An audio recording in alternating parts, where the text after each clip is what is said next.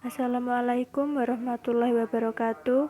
Saya Izul Mujahadah, NPM 181003636 akan menjelaskan tentang jenis-jenis sumber belajar. Secara garis besarnya terdapat dua jenis sumber belajar, yaitu sumber belajar yang dirancang atau learning resources by design, yakni sumber belajar yang secara khusus dirancang atau dikembangkan sebagai komponen sistem instruksional untuk memberikan fasilitas belajar yang terarah dan bersifat formal.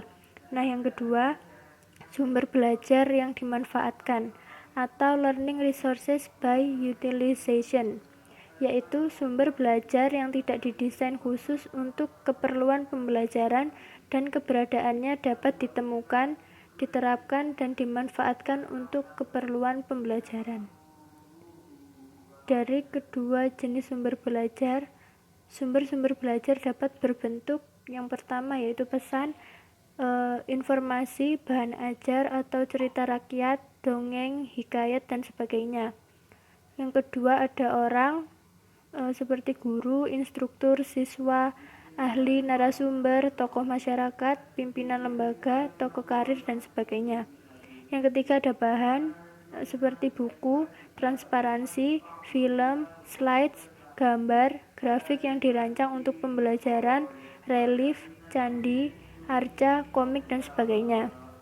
Selanjutnya ada alat atau perlengkapan seperti perangkat kertas, komputer, radio, televisi, VCD atau DVD, kamera, papan tulis, generator, mesin, mobil, motor, alat listrik, obeng, dan sebagainya. Yang kelima ada pendekatan atau metode atau teknik. Di sini seperti diskusi, seminar, pemecahan masalah, simulasi, permainan, sarasaihan, percakapan biasa, diskusi, debat, talk show, dan sebagainya.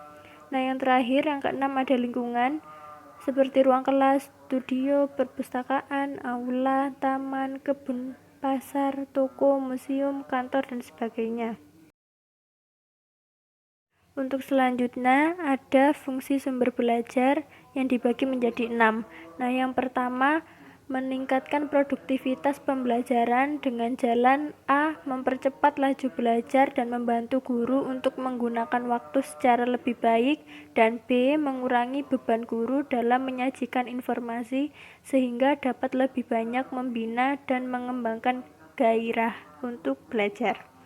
Nah, yang kedua ada memberikan kemungkinan pembelajaran yang sifatnya lebih individual dengan cara A. Mengurangi kontrol guru yang kaku dan tradisional, dan B. Memberikan kesempatan bagi siswa untuk berkembang sesuai dengan kemampuannya.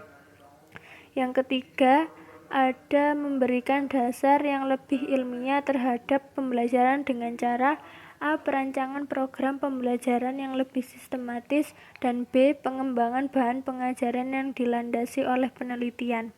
Nah, yang keempat, lebih memantapkan pembelajaran dengan jalan A. Meningkatkan kemampuan sumber belajar, B. Penyajian informasi dan bahan secara lebih konkret. Yang kelima, memungkinkan belajar secara seketika, yaitu A. Mengurangi kesenjangan antara pembelajaran yang bersifat verbal dan abstrak dengan realitas yang sifatnya konkret. Yang B. Memberikan pengetahuan yang sifatnya langsung. Dan yang terakhir, keenam, memungkinkan penyajian pembelajaran yang lebih luas dengan menyajikan informasi yang mampu menembus batas geografis. Pelaksanaan pembelajaran yang ada di lapangan.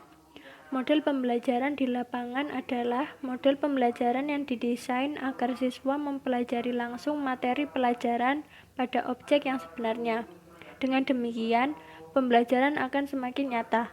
Proses pembelajaran yang dilakukan di luar kelas atau di luar sekolah memiliki arti yang sangat penting untuk perkembangan siswa, karena proses pembelajaran yang demikian dapat memberikan pengalaman langsung kepada siswa, dan pengalaman langsung memungkinkan materi pelajaran akan semakin konkret dan nyata, yang berarti proses pembelajaran akan lebih bermakna.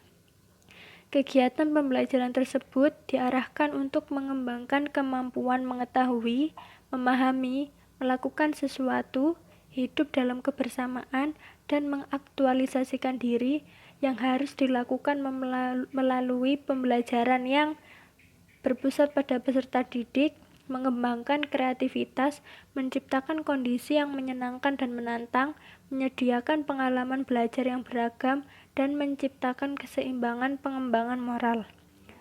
Itu saja dari saya, kurang lebihnya mohon maaf. Wassalamualaikum warahmatullahi wabarakatuh.